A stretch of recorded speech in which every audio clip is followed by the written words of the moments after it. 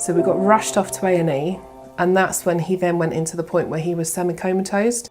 Oxygen tube trying to keep him going as well. I'm sorry. His SAT went down to 80%. And they said to me he might not make it through the night. And he stayed like that for 48 hours. Winning your child to breathe is something I wouldn't wish on anybody. And then suddenly everything changed. All the medicine started to kick in. And 4 days after he first came in, we knew he was on his way back.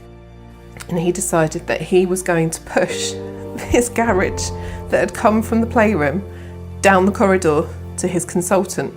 Looked up at his nurse, gave her a thumbs up, and then turned around and went back to his room again.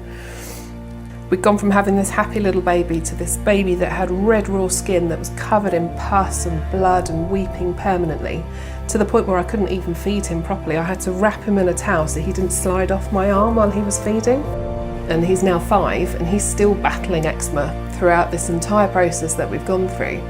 And I think it has defined him as a character because it's made him very strong, but he's also acutely aware that he's different to other children, and it's very hard for him to go through. Giving him the love and support that he needs to give him the confidence to grow enough to say, it's okay, it doesn't matter if you're different because you're special, you're making things better in the world and you're still doing everything that you want to do.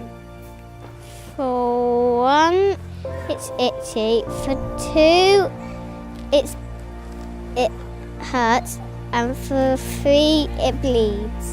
And I remember I managed to sum up enough confidence to go to a baby and toddler group in the town next to us. This little girl comes and plays with him, and they're just merrily playing with their cars together. She was totally unaware of he was just another kid that she was playing with.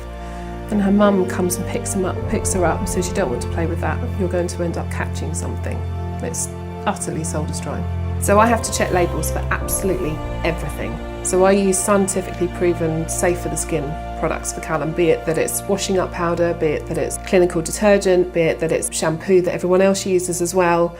It's got to be something that if he comes into contact with, he's not going to have a reaction to it. So it's having to be constantly on top of what's going on, constantly checking labels because things change all the time. So for him to try and have the most beneficial use of all of his medication and all the clinically tested products that we use in terms of cleaning his clothes and so on, we have to make sure that it's keeping everything as calm and as gentle as possible on his skin.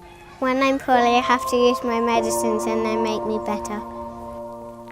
And to this day, he's still shoving 2 fingers up to eczema and allergies and proving that he is not going to go down without a fight.